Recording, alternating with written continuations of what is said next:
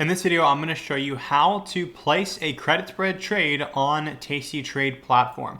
So this is going to work on both the trading platform that they have for your desktop, but as well as the mobile app and also the browser form.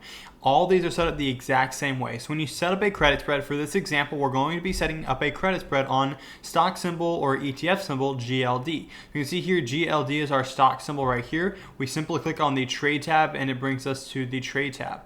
Next thing we know, we want to pick the expiration date that we think this option or whatever strategy we're doing is going to expire by. So we're doing a credit spread.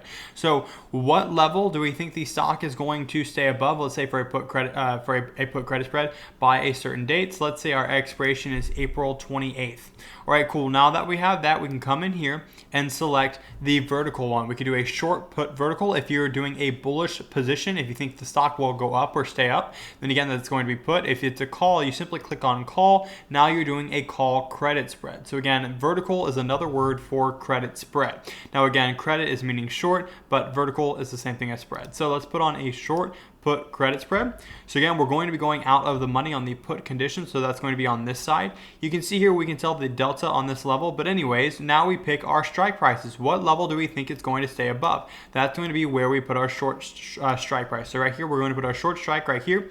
We can put it there by simply holding with our mouse and dragging it around, or we can actually remove this completely and set up the trade ourselves. Let's say 180.82, so we're going to click on bid. When we click on bid, that makes it a sell order. When we click on ask, that makes it a buy order. So now we've set up a put credit spread by ourselves without using the strategy, and you can see here that it gets represented as 1.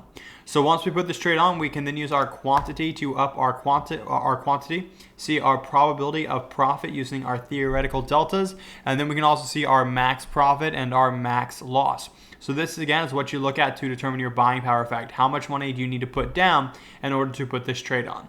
All right, and this is the money that you are collecting. Again, you can collect any amount of money you want, or at least to put the order in at.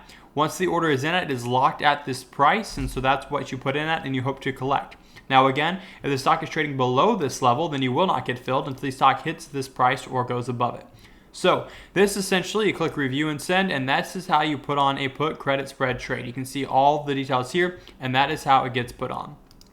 If you have any more questions about how to put on a TastyTrade spread, then just simply comment down below and I'll make sure to answer your questions.